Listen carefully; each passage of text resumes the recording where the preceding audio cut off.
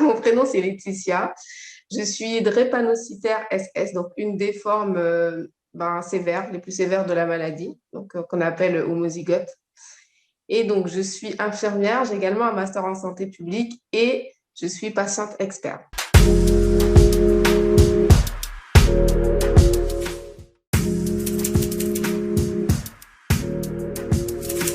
En France, il y a un dépistage ciblé.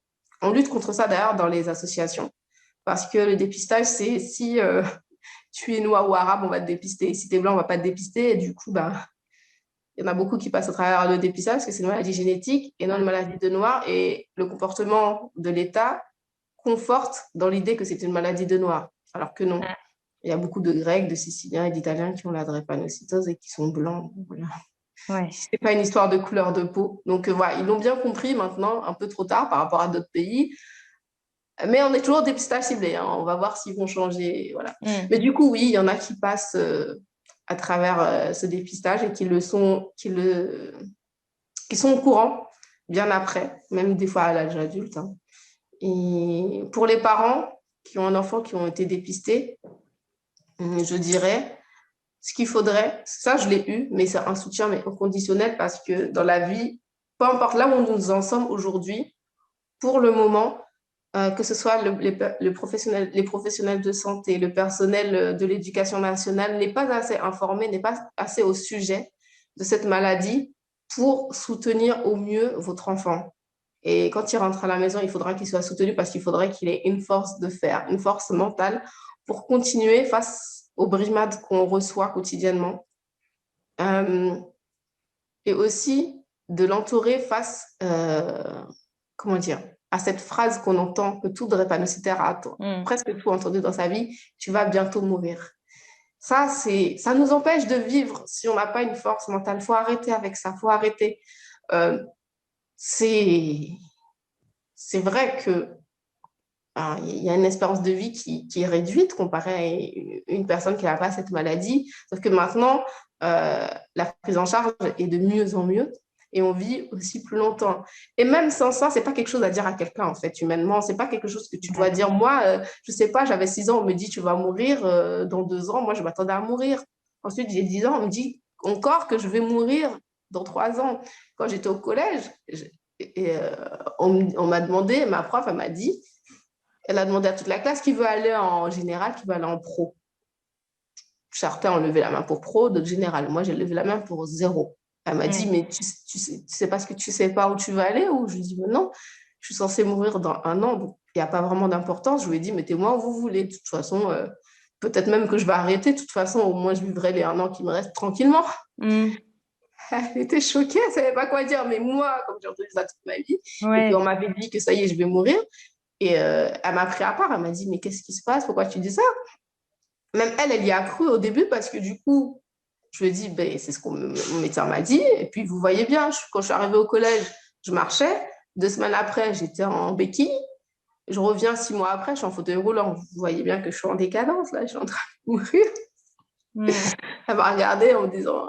Après, je lui ai montré les médicaments que je prenais. J'étais petite, je ne savais pas à quoi ça rimait, ces médicaments. Tout ce que j'ai vu, c'était un médicament pour l'ostéonécrose.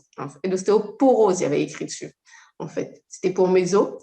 Et je lui ai dit, vous voyez ce médicament-là, j'en prends chaque jour. Je lui ai dit, si vous cherchez sur Internet, c'est pour l'ostéoporose, pour les personnes âgées. Je lui ai dit, moi, j'ai que 14 ans.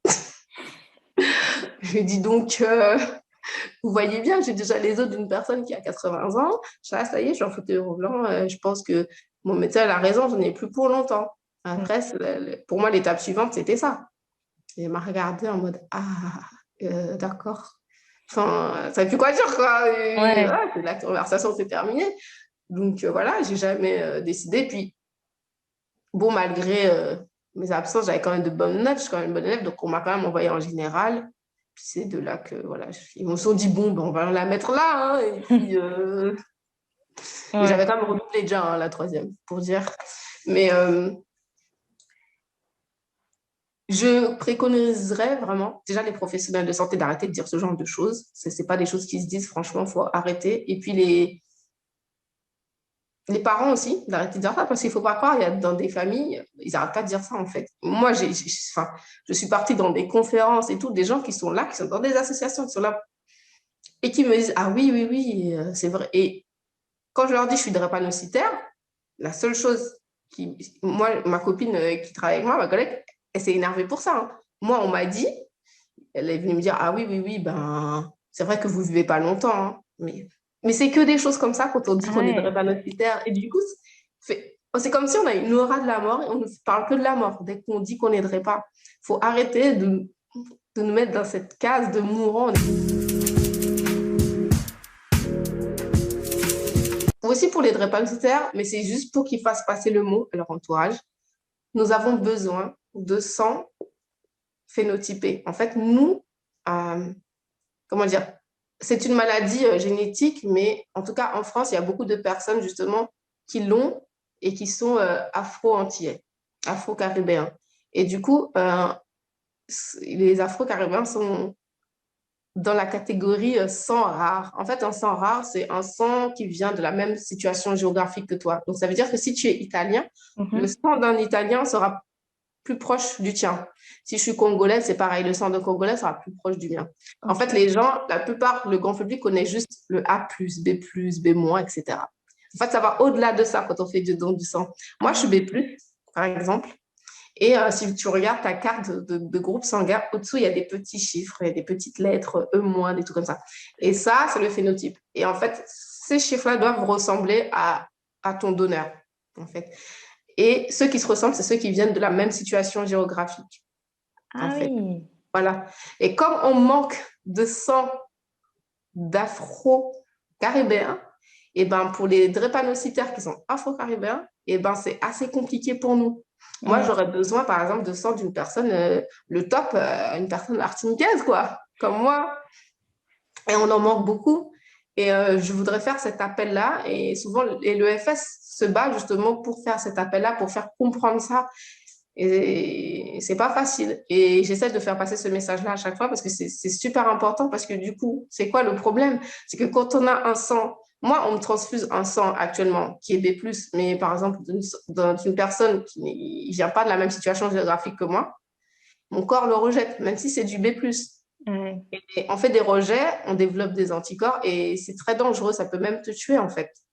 Et j'ai fait un rejet. J'ai fait un rejet, ce qui fait qu'à l'heure actuelle, je ne peux plus recevoir que du sang phénotypé, comme beaucoup d'autres drépanocytaires. Et donc, on a besoin vraiment que bah, les personnes de notre communauté donnent du sang, que les Afro-Caribéens donnent vraiment beaucoup de sang, fassent plus de dons de sang. C'est super important. Et je précise que les personnes AS peuvent donner leur sang désormais. C'est vrai qu'avant, ils ne pouvaient pas, donc ça limitait. Et maintenant, les personnes AS peuvent donner leur sang. Vraiment, vous pouvez faire passer le message à votre entourage. Ils peuvent donner leur sang s'ils sont AS. Voilà. D'accord, ok. Merci à tous les donneurs parce que vous nous avez déjà sauvé la vie tellement de fois. Moi, ça m'a déjà sauvé la vie, honnêtement. Mais quand je dis sauver la vie, ce n'est pas une métaphore. Vraiment sauver Ouais. la vie. Je serais morte si je n'en avais pas eu. À l'heure actuelle, je ne serais pas là. Donc, merci. Et je dirais à toutes les personnes qui sont drépanocytaires, qui connaissent une personne qui a la drépanocytose, nous sommes là pour vous accompagner et répondre à vos questions. On est présent sur les réseaux sociaux au nom de DrépaCare. Donc, que ce soit Facebook, Instagram ou autre, Twitter, LinkedIn, mais n'hésitez pas parce qu'il ne faut pas rester seul dans cette maladie. Il faut vraiment être entouré Mm. parce qu'une prise en charge est essentielle dans la drépanocytose. Donc, nous, on peut vous rediriger. Nous, on ne fait pas la prise en charge, mais on peut vous rediriger et vous entourer et répondre à vos questions. Voilà. Mais au moins faire la prévention et l'information, la sensibilisation, c'est essentiel, vraiment.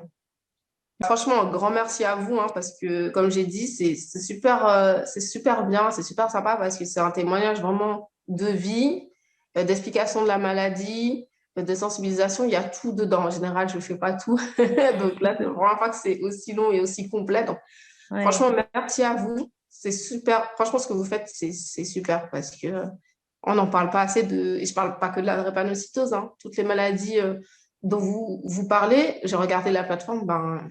malgré le fait que je sois infirmière, c'est pas toutes les maladies que je connaissais, juste de nom, mais de nom, ça veut pas dire que tu connais la maladie, quoi. C'est ce qui est impactant, c'est de connaître ce que la personne vit à cause de la maladie et du coup, comment toi, tu peux agir, qu'est-ce que tu peux faire. Et c'est pour ça que je disais, il faut que les patients témoignent. On doit témoigner parce que sinon, les gens ne peuvent pas savoir ce qu'on vit. Même si on peut nous l'avoir appris à l'école, on va t'apprendre en théorie ce que ça fait dans le corps physiologiquement parlant, mais au quotidien, l'impact que ça a, personne ne peut savoir à part nous-mêmes si on témoigne. Et les gens peuvent le savoir que si on témoigne. Donc, c'est super important votre travail. Franchement, c'est ce qu'il faut faire.